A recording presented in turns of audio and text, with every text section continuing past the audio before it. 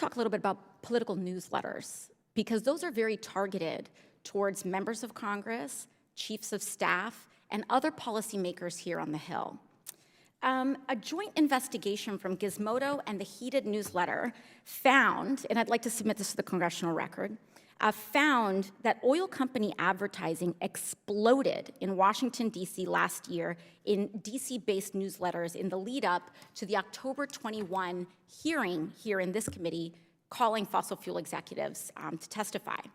For example, between October 1st and October 22nd of 2021, 100% of Politico's morning energy newsletters were sponsored and funded by the fossil fuel industry.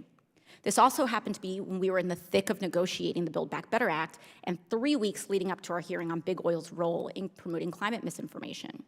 From October 1st to October 22nd, 63% of Punch Bowl newsletters were sponsored by fossil fuel companies or interest groups, and every single one of the morning energy newsletters were sponsored by big oil. 62% of Axios's Generate newsletters were sponsored by fossil fuel interests. The Gizmodo investigation points out that these rates are highly unusual.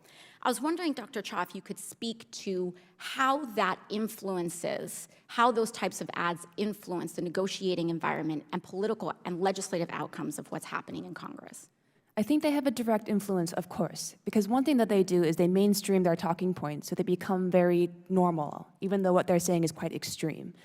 They regularly do full-page ads in the New York Times to make it seem like they're doing what they need to be doing to meet their climate targets, when in fact we know that it is the exact opposite. They've also done things like pretended that they are in favor of carbon taxes, even though they lobby against them and in behind the scenes. So what they're trying to do is mainstream and normalize their behavior so that people don't think that what they're doing is so destructive, even though that we know what it is so destructive.